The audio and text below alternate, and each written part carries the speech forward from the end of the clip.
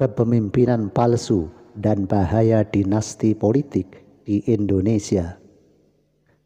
Dalam lanskap politik Indonesia, nama Joko Widodo telah menjadi ikon pencitraan. Dari seorang wali kota Solo hingga menduduki kursi presiden, perjalanan Jokowi selalu dihiasi dengan narasi kesederhanaan dan kedekatan dengan rakyat. Namun kritik tajam dari media asing menyebutnya sebagai wali kota di istana negara. Sindiran yang menggarisbawahi bahwa kemampuan Jokowi dinilai hanya cukup untuk mengelola sebuah kota kecil, bukan sebuah negara sebesar Indonesia.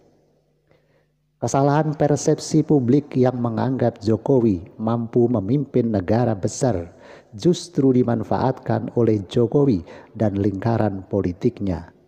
Pencitraan menjadi senjata utama untuk menutupi berbagai kelemahan dalam kepemimpinannya.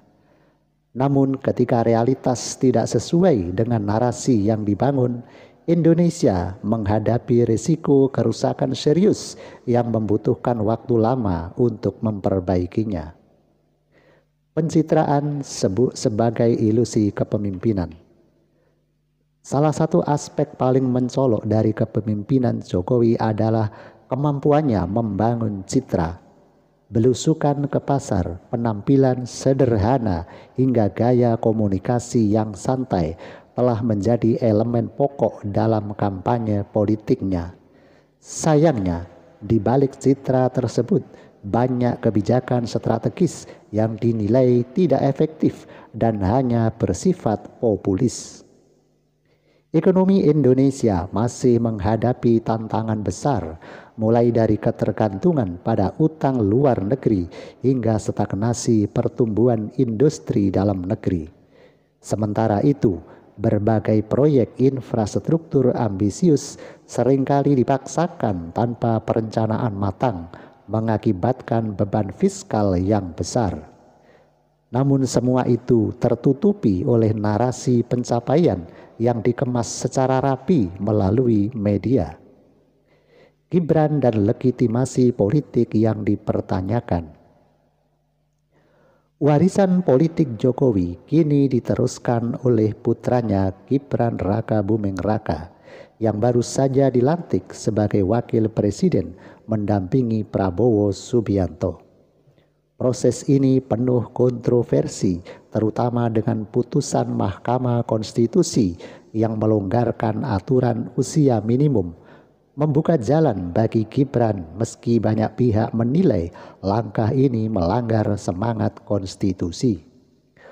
Posisi yang didapatkan Gibran saat ini sebagai wapres sulit untuk bisa dilepaskan dari cawe-cawe Jokowi, ayahnya yang sedang menjabat sebagai presiden ketika putusan MK 90 itu muncul, di mana ketua MK saat itu adalah Anwar Usman, adik ipar Jokowi dan paman dari Gibran sendiri. Mahkamah Kehormatan MK telah memberikan putusan bahwa ketua MK Anwar Usman telah melakukan pelanggaran etika berat terkait putusan MK 90 tersebut. Dinasti politik ini mencerminkan bagaimana kekuasaan di Indonesia semakin terkonsentrasi pada lingkaran keluarga tertentu.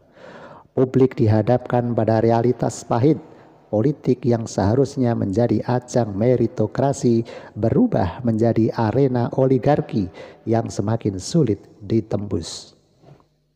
Kesadaran yang terlambat dan dampaknya. Seperti halnya Jokowi, Gibran juga memanfaatkan narasi pencitraan untuk membangun legitimasi politiknya.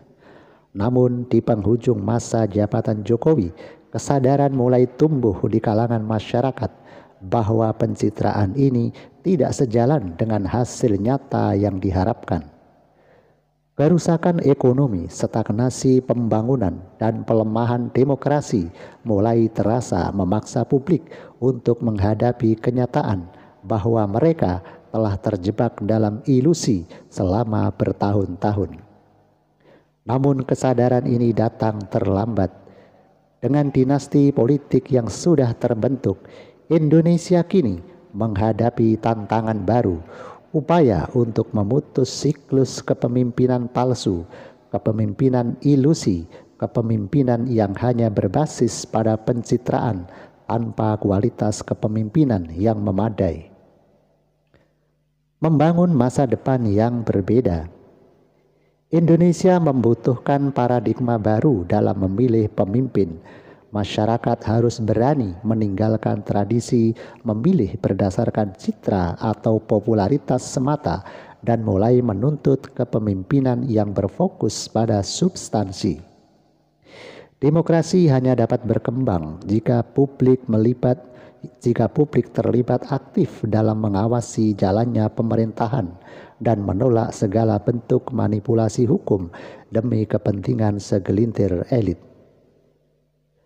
Demokrasi hanya dapat berkembang jika publik terlibat aktif dalam mengawasi jalannya pemerintahan dan menolak segala bentuk manipulasi hukum demi kepentingan segelintir elit. Jika tidak, siklus kepemimpinan palsu akan terus berlanjut dan Indonesia akan semakin jauh dari cita-cita menjadi bangsa yang adil, makmur, dan berdaulat.